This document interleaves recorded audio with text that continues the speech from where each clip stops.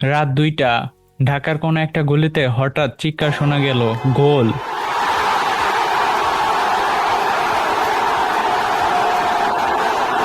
একটা গোল হয়েছে কাতারে, কিন্তু উল্লাস হচ্ছে বাংলাদেশে।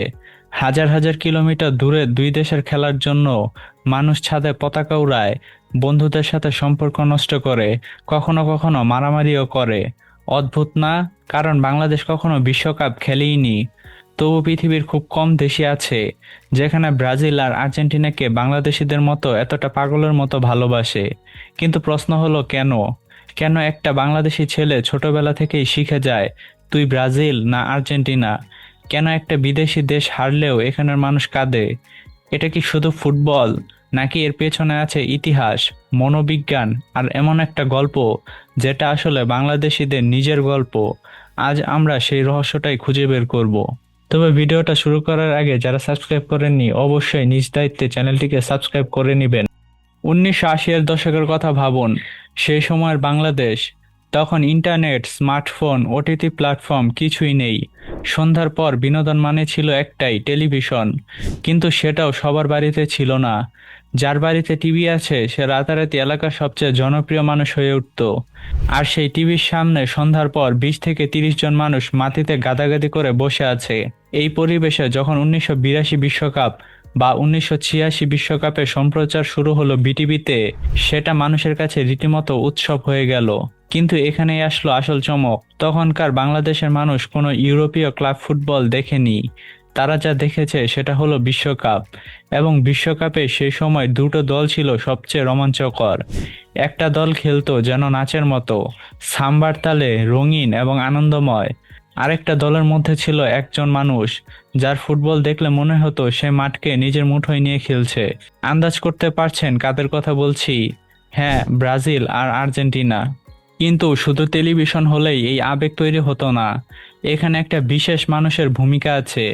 এমন একজন মানুষ যার গল্প বাংলাদেশের মানুষের নিজের গল্পের মতোই মনে হয়েছিল, দিয়াগো ম্যারাডোনা। এই নামটা বাংলাদেশে যেভাবে উচ্চারিত হয় সেভাবে হয়তো পৃথিবীর আর কোনো দেশে হয় না। কিন্তু কেন? মারাডোনা কি শুধু একজন ভালো ফুটবলার ছিলেন? না। মারাডোনার গল্পটা হলো একটা ছেলের গল্প যে বুয়েন্স আয়ারেসের সবচেয়ে গরিব বস্তি থেকে উঠে এসেছিল, যার পরিবারের কাছে ঠিকমতো খাবারও ছিল না। সেই ছেলেটা একদিন পৃথিবীর সেরা ফুটবলার হয়েছিল। এই গল্পটা কি চেনা চেনা লাগছে? বাংলাদেশে লক্ষ লক্ষ মানুষ যারা গ্রাম থেকে শহরে এসেছে, যারা অভাবের মধ্যে বড় হয়েছে, যারা জীবনে বড় হওয়ার স্বপ্ন দেখেছে কিন্তু পথ পায়নি, তারা মারাডোনার মধ্যে নিজেকে দেখেছে। কিন্তু সেটাই শেষ নয়। মারাডোনার সেই বিখ্যাত গোল 1986 বিশ্বকাপে ইংল্যান্ডের বিরুদ্ধে, হাত দিয়ে গোল দেওয়া, সেই মুহূর্তে পৃথিবীর অনেক দেশ বলছিল এটা চিটিং। আর্জেন্টিনা শুধু একটা ফুটবল দল ছিল না, তারা হয়ে উঠেছিল আন্ডারডগের প্রতীক। আর তারপর তারপর এলো ব্রাজিল। এখন ভাবুন আর্জেন্টিনার উল্টো দিকটার কথা। আর্জেন্টিনা যদি হয় আবেগ, তাহলে ব্রাজিল হলো উৎসব। ব্রাজিলের ফুটবল দেখলে মনে হয় এরা মাঠে খেলতে আসেনি, এরা এসেছে আনন্দ করতে। পেলে, রোনালদো, রোনালদিনহো, রিভালদো, কাকা, নেইমার, এই নামগুলো বাংলাদেশের মানুষের কাছে যেন পরিচিত বন্ধুর নামের মতোই। বিশেষ করে রোনালদিনহো। এই মানুষটা 2006 সালে বার্সেলোনার জার্সি পরে যা করেছিল, সেটা দেখে বাংলাদেশের ছোট ছোট ছেলেরা নিজেদের মাঠে গিয়ে তার মুভ নকল করার চেষ্টা করত।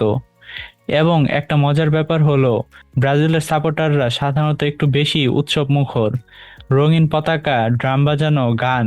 আর আর্জেন্টিনার সাপোর্টাররা একটু বেশি আবেগী, মেসি না জিতলে কান্না আসে। এই দুইটা গোষ্ঠী মিলেই তৈরি হয়ে গেল বাংলাদেশের সবচেয়ে বড় অঘোষিত দুই দল। আর মজার বিষয় হলো, এই বিভাজনটা পরিবারেও ঢুকে গেছে।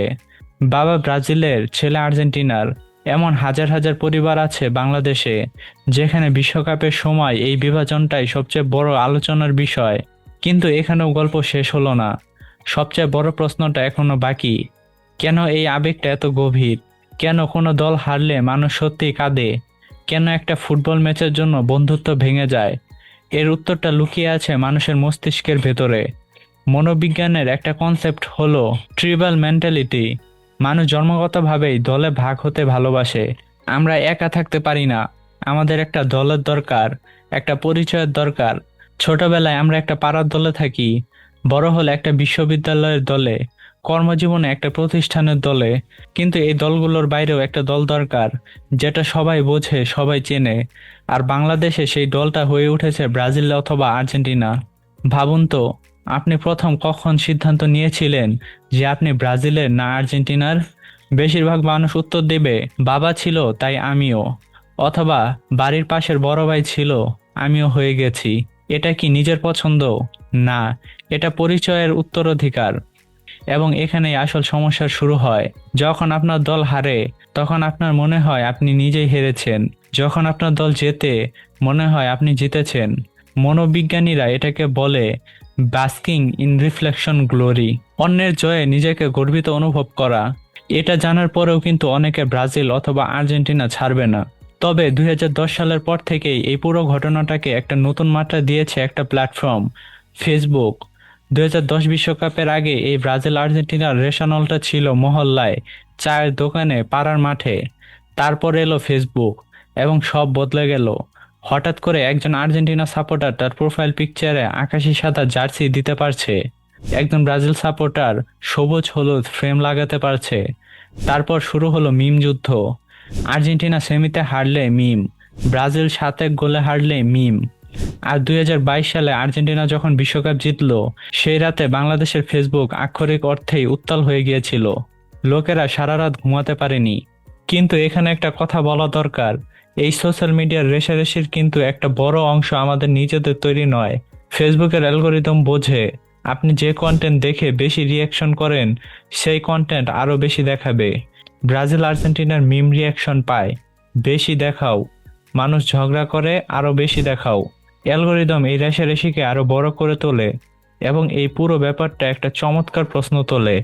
আপনি কি জানেন, ইংল্যান্ড, জার্মানি, স্পেনের মানুষরাও ব্রাজিল বনাম আর্জেন্টিনা নিয়ে এতটা আবেগপ্রবণ নয়। কিন্তু বাংলাদেশের মানুষ ব্রাজিল আর আর্জেন্টিনাকে ভালোবাসে এমন ভাবে, যেভাবে হয়তো দক্ষিণ আফ্রিকার বাইরে আর কোনো দেশের মানুষ ভালোবাসে না। ভাবুন, একটা দেশ যারা নিজেরা বিশ্বকাপ খেলে না, কিন্তু বিশ্বকাপের সময় তাদের আবেগ হয়তো ব্রাজিল বা আর্জেন্টিনার মানুষের চেয়েও বেশি। এটা কি লজ্জার, নাকি এটা আসলে বাংলাদেশের একটা অসাধারণ বৈশিষ্ট্য? আমার মতে এটা একটা বৈশিষ্ট্য, কারণ এর মানে হলো বাংলাদেশের মানুষ ভালোবাসতে জানে, পুরোপুরি নিঃস্বার্থকভাবে। তাহলে চলুন উত্তরটা দেই। বাংলাদেশে ব্রাজিল আর্জেন্টিনা পাগলামির কারণ কি একটা?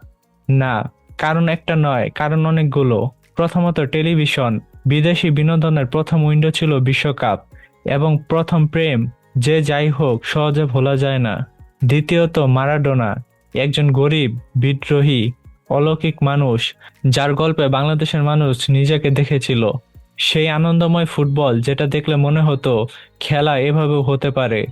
চতুর্থত প্রজন্ম ধারা, বাবা যেটা ভালোবেসেছে ছেলেও সেটা ভালোবাসছে, এটা এখন পারিবারিক ঐতিহ্য। পঞ্চম হলো মানুষের মনোবিজ্ঞান, দল বেছে নেওয়া, পরিচয় তৈরি করা, এটা আমাদের প্রকৃতির মধ্যেই আছে।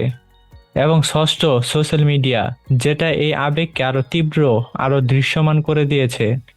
এই ছয়টি কারণ একসাথে মিলে তৈরি হয়েছে এমন একটা ঘটনা, যেটা পৃথিবীর আর কোথাও ঠিক এমনভাবে ঘটেনি। হয়তো বাংলাদেশ কোনোদিন বিশ্বকাপ জেতেনি, হয়তো আমরা বিশ্বকাপ খেলিনি, কিন্তু প্রতিটা বিশ্বকাপে যখন ঢাকার গলিতে পতাকা উড়ে, যখন চায়ের দোকানে 30 জন মানুষ একটা ছোট্ট স্ক্রিনের সামনে গাদাগাদি করে বসে থাকে, তখন সেটা শুধু ফুটবল নয়, সেটা একটা জাতির ভালোবাসার গল্প। একটা জাতি যারা নিজেরা মাঠে না থেকে অনুভব করতে পারে জয়ের উত্তেজনা, হারার বেদনা, শেষ মুহূর্তের গোলের অবিশ্বাস্য আনন্দ। হয়তো এটাই বাংলাদেশের সবচেয়ে অদ্ভুত এবং সবচেয়ে সুন্দর বৈশিষ্ট্য। আমরা ভালোবাসি সীমানা ছাড়া, কারণ ছাড়া, শুধু হৃদয় দিয়ে। আর তাই হাজারো কিলোমিটার দূরে দুই দেশ যখন খেলে, তা প্রতিটা বিশ্বকাপে আমাদের নিজেদের গল্প হয়ে যায়। তাহলে আপনি কোন দলের? নিচে কমেন্ট করুন, তবে শান্তিপূর্ণভাবে। এই ভিডিওটা ভালো লাগলে লাইক দিন, চ্যানেলটিকে সাবস্ক্রাইব করুন, এবং ভিডিওটা আপনার ব্রাজিল এবং আর্জেন্টিনা সাপোর্টার বন্ধুকে পাঠান, দেখি সে কি বলে।